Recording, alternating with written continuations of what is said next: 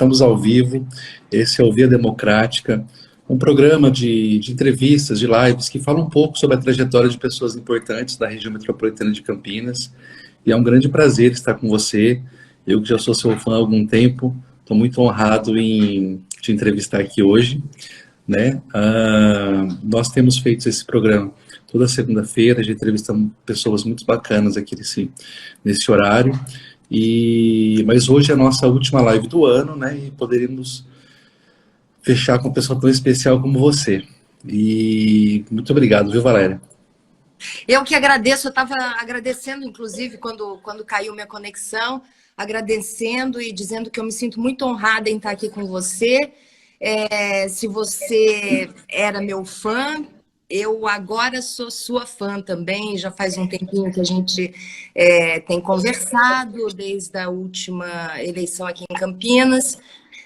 Nós começamos a conversar e fazer alguns contatos, né, políticos mesmo, e descobri uma pessoa cheia de talentos e de boas intenções, e a gente está precisando de muita gente assim na política.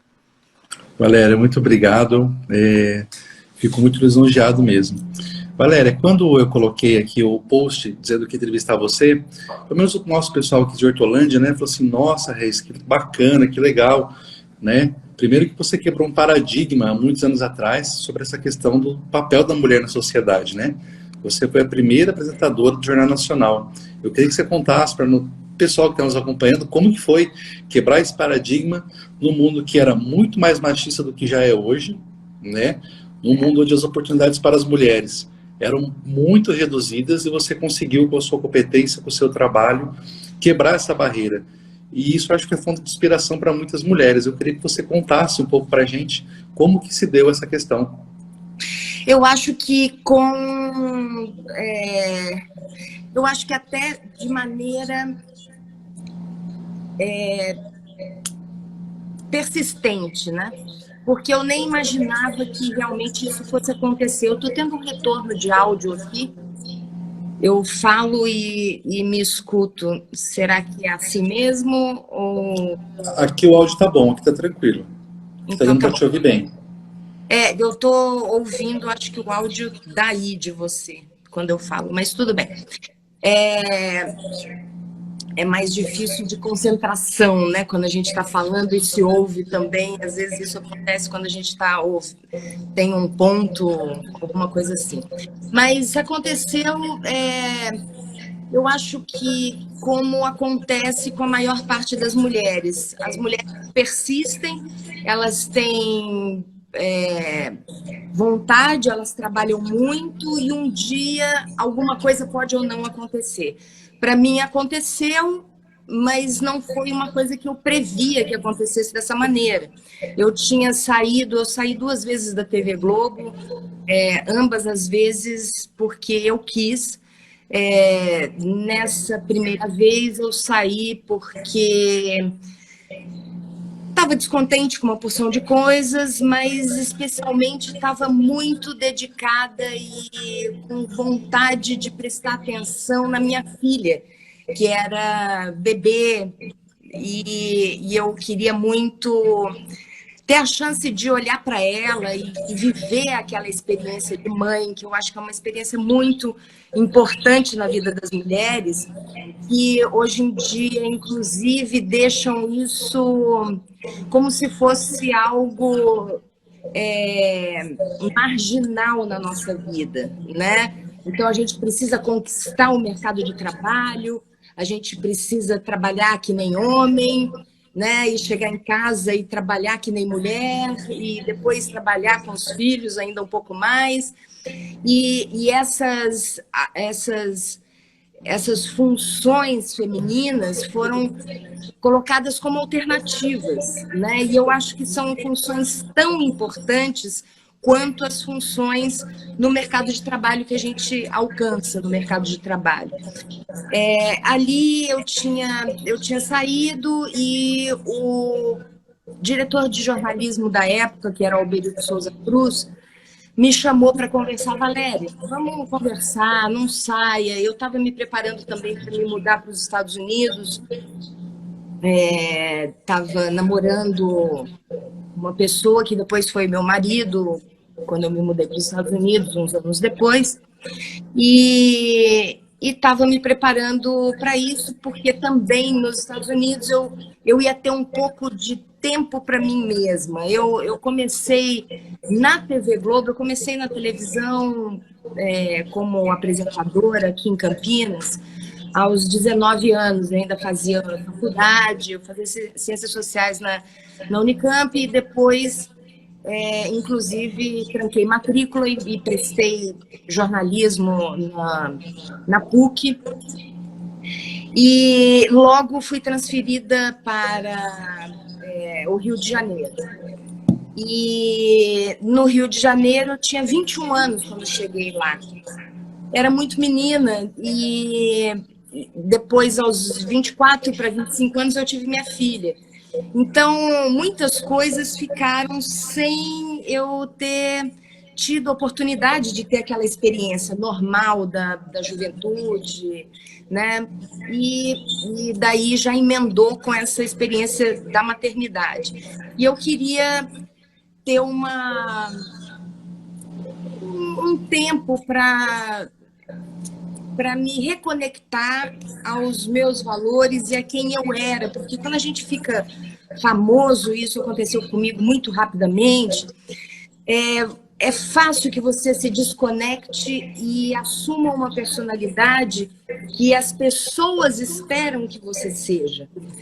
E isso estava causando, assim, uma certa angústia em mim. E eu, então, quis me afastar da TV Globo e ter essas oportunidades. E o Alberico me chamou e falou: Valéria, mas, poxa, venha e tal. Eu expliquei para ele a fase que eu estava passando naquele momento. Tinha problemas também com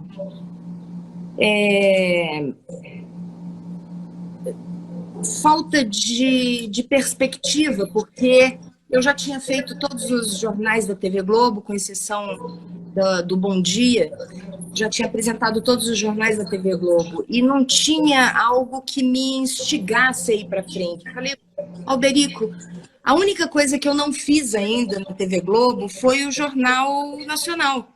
E isso é uma coisa que eu nem penso em fazer, porque eu sei, né, na época, o próprio Roberto Marinho, ele tinha uma ideia de que se um dia ele morresse, porque ele não achava que ele ia morrer, né, ele era imortal, mas se um dia ele morresse, que ele gostaria que a notícia fosse dada pelo Cid Moreira, né? Porque era um homem que estava ali há muito tempo, que tinha toda a credibilidade, mas eu gostava de bastante credibilidade na época.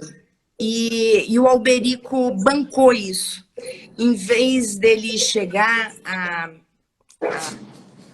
diretoria e falar que eu ia começar a apresentar o Jornal Nacional, ele falou: Valéria, vamos fazer o seguinte, vamos surpreender todo mundo, e você começa apresentando aos sábados, ou com o Cid Moreira ou com o Sérgio Chapelin, que eram os dois que dividiam, na época, o jornal. E aos sábados, normalmente, iam os homens, né? Os outros homens, apresentadores de outros jornais, que cobriam para um ou para outro aos sábados. E eu falei: você topa? Então você voltaria? E eu fiz uma combinação com ele ali que, no final de um ano, eu sairia e passaria um tempo como correspondente em Nova York. Eu teria a oportunidade de ter esse respiro, de ser eu mesma num lugar onde as pessoas não me conheciam, né? Tanto eu podia andar nas ruas e brincar com minha filha no parque um tempo. E aí eu faria também os eventos especiais. Naquele ano foi 92, eu fiz Eco 92, foi o que me engajou ainda mais diretamente com o interesse sobre o meio ambiente. Fui às Olimpíadas, né, de 92 em Barcelona, que foi um evento espetacular. E ao final desse ano, no ano seguinte, ficou definido de palavras, né? Não tinha um contrato para isso, que eu iria passar um tempo como correspondente nos Estados Unidos. E isso eu imaginava que ia me dar espaço para lidar também com outros assuntos que não eram assuntos tão politicamente influenciados pela editoria, né, da TV Globo. Então, aí o que aconteceu foi que no final desse ano eu não tive o cargo e a posição nos Estados Unidos e acabei saindo da TV Globo por causa disso. E acho que eles ficaram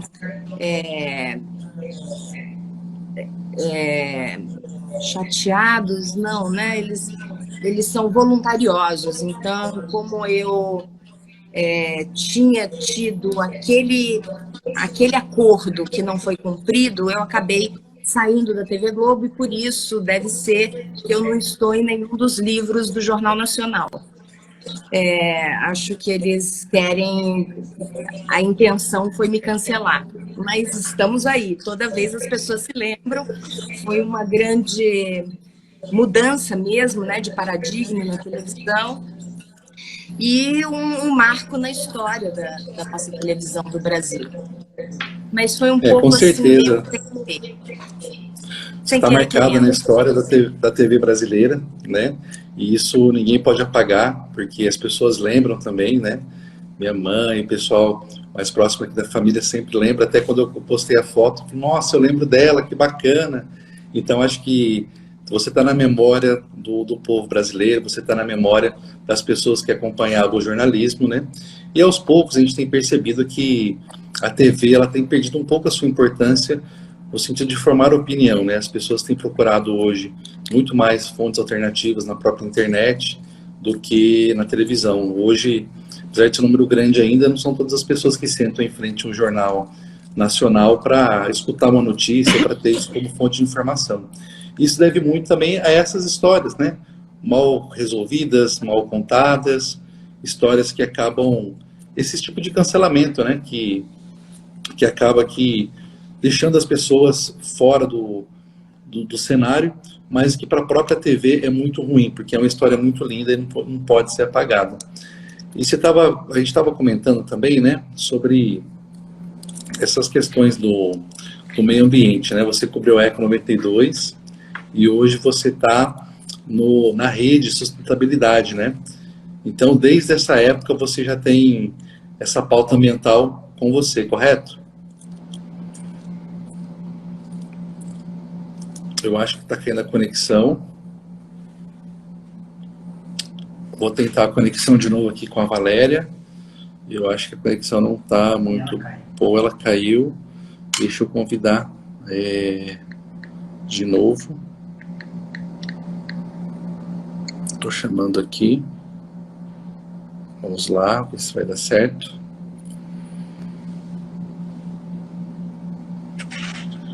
Estou te ouvindo, tô te ouvindo. Está ouvindo?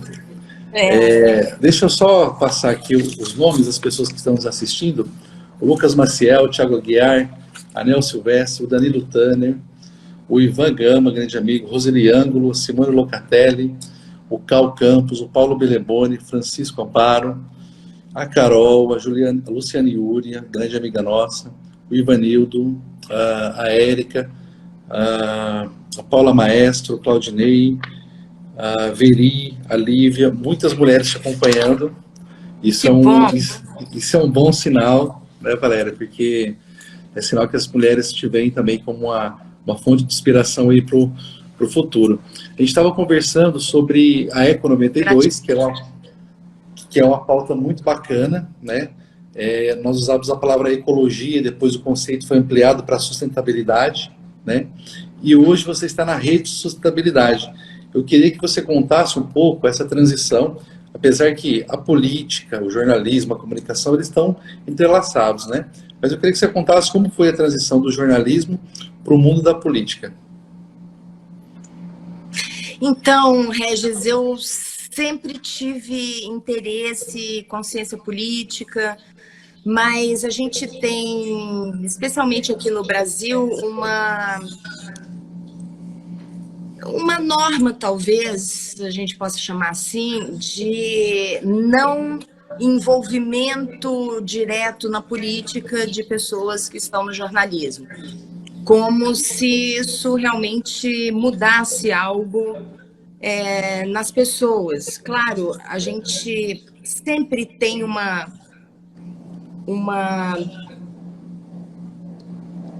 ideia, uma opinião a respeito das coisas, mas a gente pode tratar as coisas de maneira imparcial quando estamos trabalhando como jornalista. Mas isso é muito separado e eu sinto hoje muita dificuldade, inclusive, em ser levada a uma equipe de jornalismo por causa do meu envolvimento político. Então, eu demorei para fazer isso exatamente porque eu queria trabalhar, né? Eu quero trabalhar. Uma coisa que eu sempre falei, e agora está caindo a ficha, que eu não queria ser política profissional, eu queria fazer política como instrumento de representatividade, de mudança, de condições de vida, porque a política é a única ferramenta que a gente tem para isso. E agora, entendendo essa dificuldade de colocar as duas coisas juntas, eu fico até pensando numa política pública que a gente devesse ter para que, assim como as pessoas que participam de sindicatos não podem ser expurgadas do mercado de trabalho, as pessoas que trabalham em política ou fazem política também não deveriam ser alijadas da possibilidade de trabalhar em empresas de comunicação e outras empresas também da mesma forma. Eu disse que tinha muito interesse por política. Minha avó era uma liderança muito importante em Minas Gerais.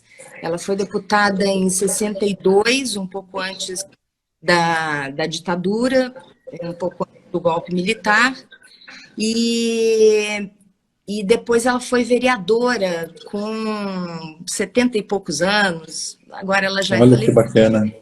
E a outra, escrevia os discursos dessa deputada, foi política. E foi uma grande liderança também de professores e aposentados. Então, a política sempre fez parte das conversas em casa. Eu gosto de política, de conversar de política, e não estou gostando de ver a política como ela foi normalizada hoje. Né? Essa política de conluios, de conchavos, que se distanciou... De orçamentos secretos. Pois é, exatamente. E que se distanciou da representatividade da população, porque está aí sempre conversando em grandes jantares e almoços e cafés da manhã, todo mundo gordinho, né? Rechonchudo, de tanto vinho, de tanta comidinha. E realmente se distanciou da vida real das pessoas, da maior parte das pessoas do nosso país, que está sofrendo com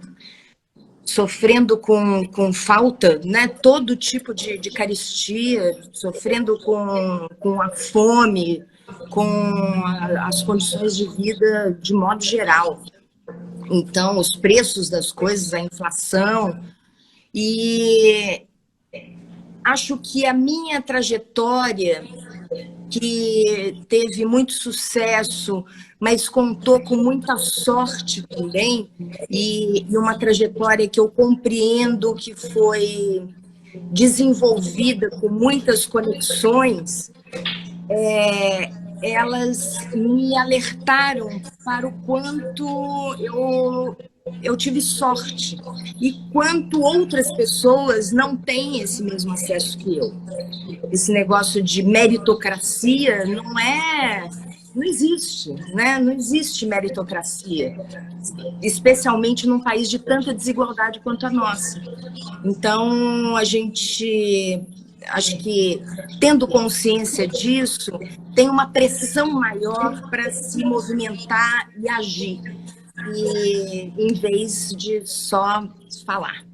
Acho que é isso que me levou à política, basicamente, assim, de uma forma mais concisa, né, explicando. Basicamente, você já até respondeu a minha próxima pergunta, mas eu vou perguntar só para tirar a dúvida, né? A sua grande inspiração política, além da sua avó, quem foi? Olha, eu acho que crescendo a gente via o Martin Luther King, via o próprio Gandhi, né? Ouvia falar do Gandhi, do Martin Luther King, que são grandes inspirações políticas de movimentos sociais, né? Movimentos civis americanos e na Índia também, esse negócio de resistência pacífica sempre pegou muito em mim. Mas eu conheci uma pessoa muito capaz e era muito cuidadosa e sensível, que era o Dr. Ulisses Guimarães. Eu o conheci logo depois que foi promulgada a nova Constituição. Ele estava na Constituinte e fizeram um evento para homenageá-lo, e eu o conheci, e aquilo me deu uma esperança que eu acho que falta hoje. Falta hoje a gente ligar um político a esse tipo de inspiração que a gente tinha até relativamente pouco tempo atrás. Perfeito. Valéria, nesse período que nós passamos a pandemia, qual foi o método, a estratégia que você usou para não surtar? Porque todo mundo ficou um pouco surtado, né? Eu surtei também. O que você fez nessas horas às vezes de solidão, às vezes introspectiva? O que você usou de método aí para conseguir estar vivo até agora? Porque hoje, nos dias de hoje, estar vivo já é uma grande vitória, visto que nós tivemos uma política de genocídio no nosso país, né? Eu queria que você me contasse aí qual foi o seu segredo para não surtar nessa pandemia. Olha, Regis, eu acho que a sobrevivência diária é uma grande vitória por dia que a gente tem. E eu acho que manter isso em mente é importante para a gente não surtar, porque os desafios são muito grandes, né? Eu também trabalho muito como autônoma e parei de trabalhar nesse tempo. Então, fiquei dependente da minha mãe, do meu padrasto, de amigos, de pessoas queridas que me deram condição para sobreviver, e isso é uma coisa que já te coloca frente a um conceito que o próprio capitalismo trabalha na gente, de que se você não ganha dinheiro com o seu trabalho, porque eu não deixei de trabalhar em nenhum momento, eu sempre me apego a escrever coisas, a anotar ideias, a fazer lives. Eu comecei a fazer live logo no comecinho da pandemia. Eu fiz a live da quarentena e não saí de casa 3 dias. Eu moro sozinha e 3 dias não, 3 meses, 3 a 4 meses, 4 meses. Então eu moro sozinha e realmente foi muito desafiador. E as lives me ajudam. Ao mesmo tempo que eu espero levar alguma coisa para as pessoas que estão me assistindo, eu também sinto o retorno delas. A interação, mesmo que de longe, a conversa que a gente é capaz de ter, né, nessa mídia de internet. Eu acho que foi a principal forma de segurar essa barra, que foi muito complicada. No começo, até eu vendi meu carro, né? Então não precisei dessa força. Agora, no final, eu precisei. Esse último ano aí foi mais difícil um pouco em termos financeiros e de materiais, né? Mas também foi mais difícil, possivelmente, porque eu peguei Covid um ano atrás, em outubro do ano passado, ainda durante a campanha, né? Eu fiz campanha como candidata a vice-prefeita em Campinas, na chapa com André Von Zuben, do Cidadania, e eu peguei Covid. Peguei Covid, a Covid neurológica, que me deu muito medo, porque não só eu não tinha consciência do que é perder o olfato e como isso influencia na sua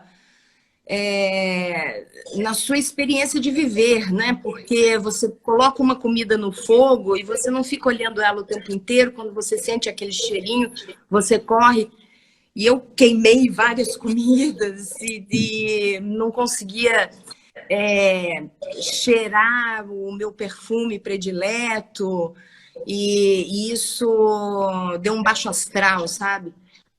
Fora isso, um tempo depois eu comecei a ter dificuldades cognitivas, assim, de formar frase e conversar com você como eu estou fazendo aqui agora, era realmente desafiador. Eu não conseguia lembrar as palavras e às vezes dava um branco que eu não sabia nem do que eu estava falando mais. E eu achei que isso demorou bem uns 7 meses, muito tempo. Quando eu tomei a primeira dose da vacina, que isso deu uma melhorada. Depois piorou um pouquinho e depois da segunda dose melhorou mesmo. Acho que agora eu estou quase 100%. Mas a ideia de que eu poderia não conseguir, até para escrever, eu tinha que pensar muito para construir uma frase, muito mais do que o natural. Então, aquilo me deu muito medo de não poder performar, não poder ser jornalista mais, não poder me comunicar. A comunicação, ela é essencial, inclusive na política. Perfeito. A gente estava até falando, né, da ligação do jornalismo com política. Eu acho que é uma ligação intrínseca, porque você precisa se comunicar, você precisa saber o que as pessoas estão esperando, demandam, e você precisa conversar com elas, conquistar corações e mentes, e a gente faz isso com a comunicação, né? E a compreensão de tudo que tem que ser transformado. Então, eu fiquei bastante preocupada com o que poderia decorrer daquilo, e agora tomei 2 doses da vacina e não quero nem me expor muito. Continuo usando máscara e vamos ver o que acontece com essa Omicron aí, se ela é mesmo mais perigosa ou não, se é um desenvolvimento, uma cepa que já está aí para para a gente conviver com ela, né? Mais fácil de pegar, talvez, nem tanta virulência. Vamos ver. Isso. Tá muito nova essa nova variante, então a gente não sabe os efeitos que ela causa ainda. Mas eu queria deixar um registro, né? Eu estava fazendo um resgate do primeiro dia que eu te vi, né? Foi um período bem pré-eleitoral, né? Logo de cara, eu fiquei encantado com você, com sua educação, seu respeito, seu carinho de nos tratar. Mas algo me chamou a atenção além disso, né? Você é uma mulher muito determinada. Às vezes, no discurso político, o político tradicional, o que ele faz? Ah, eu não quero ser candidato. Ah, talvez. Vamos escutar o partido. Vamos estudar. E com você foi algo totalmente diferente. Foi uma mulher muito determinada. Olha, eu tenho esse desejo e meu projeto é esse. Vamos discutir esse projeto? Então, acho que isso, para mim, esse encantamento veio daí. Porque hoje o discurso está muito superficial. Fica muito em torno de alianças, sem projetos. A primeira coisa que você falou foi do projeto que você tinha para Campinas, então isso foi algo que me marcou muito.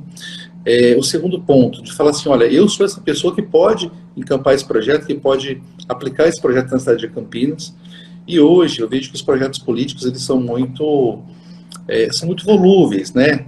De repente, muda uma ideia, se aliar com o partido A, muda se coligar com o partido B, então as alianças é que definem o projeto, e não o projeto em si que vai definir as alianças. Então, eu achei, na ocasião, que você tinha um projeto muito legal para Campinas, né? Não só essa questão da sustentabilidade ambiental, mas econômica, enfim, foi uma coisa muito, muito legal. Tivemos próximos, bem justamente na eleição, né? Mas a política, ela vai continuando, né? A gente foi se conhecendo, foi conversando, e eu queria que você contasse para as pessoas que te seguem, para as pessoas que também depositam em você uma esperança, qual que é o seu projeto futuro para Campinas, qual a sua projeção. Ano que vem nós temos eleições, né? Você foi uma pessoa que sempre soube muito o que quis, até se colocou, né, em uma ocasião como candidata à presidência da República, né? Isso é muito bacana, isso foi algo de muita coragem, que poucas pessoas têm essa... Às vezes tem a vontade, mas não tem essa coragem, essa ousadia que você teve de colocar o seu nome à disposição de um partido para disputar a presidência da República, né? Ano que vem nós temos eleições, eu sei que você tem um projeto para o Estado, para Campinas. Eu queria que você falasse um pouquinho sobre seus projetos futuros. Eu acho que ela caiu. Deixa eu tentar entrar aqui de novo. Cortou. Espera aí. Vou chamar de novo.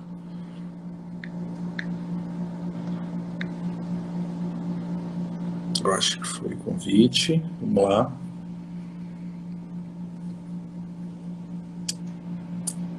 A conexão está um pouco baixa da Valéria, eu acredito.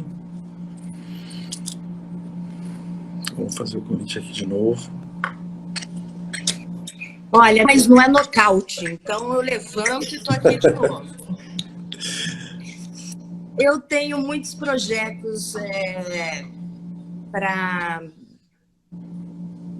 de vida, né? Eu acho que enquanto a gente está vivo, a gente tem que ter projetos, tem que ter coisas que nos motivem a viver cada dia. Eu tenho muitos projetos para Campinas, eu devo sair... Eu sou hoje pré-candidata a deputada federal pela Rede Sustentabilidade. Devo sair para isso, mas eu tenho projetos, sim, para Campinas. Acho que é muito difícil a experiência da gente viver nas nossas cidades brasileiras, no nosso país. E eu acho que a gente pode atacar as coisas que são ruins e difíceis nessa experiência e tornar a experiência de ser cidadão brasileiro, campineiro, uma experiência mais prazerosa, ou mais que a gente sinta que nos complemente mais. Você é um cara da cultura, e eu acredito que a cultura e a economia, essa economia que envolve todos os lados culturais, ela é muito promissora no nosso país, cheio de gente criativa. E a gente tem que começar a pensar como que a gente adequa as pessoas para essa economia 4.0, como é chamada, que já está acontecendo e já está atropelando uma porção de gente. A falta, o desemprego que a gente vê hoje, ele não vai melhorar, ele pode até melhorar, porque a gente teve um aprofundamento disso muito grande agora durante a pandemia, mas depois a tendência é de que ele se aprofunde de novo, o desemprego, porque há uma mudança nos paradigmas do trabalho, não só nas relações de trabalho, como no trabalho mesmo. Então, fazer um governo ou algo que tenha no centro, no cerne, a preocupação com essa sustentabilidade, que não é só ambiental, mas também leva em consideração isso, porque a gente precisa... Quando a gente fala, às vezes, de sustentabilidade ou de... mudanças climáticas, às vezes a coisa fica meio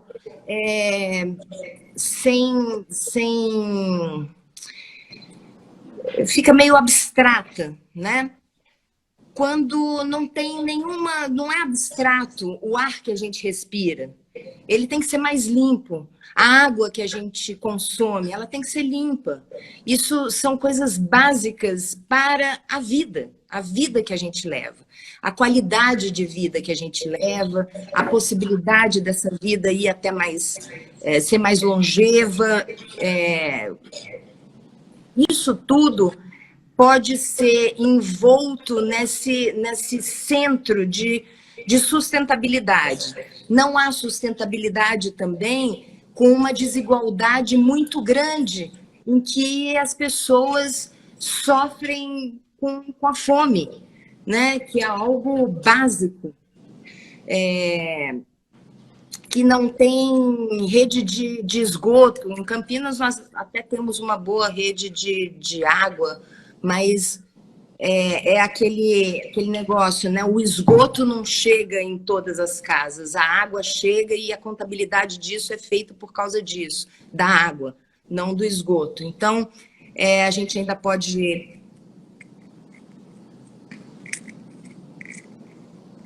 que a própria saúde, ela é contemplada quando há uma rede uma rede sanitária bem organizada, né? 40% das pessoas internadas normalmente tem algum problema relacionado à falta de saneamento básico.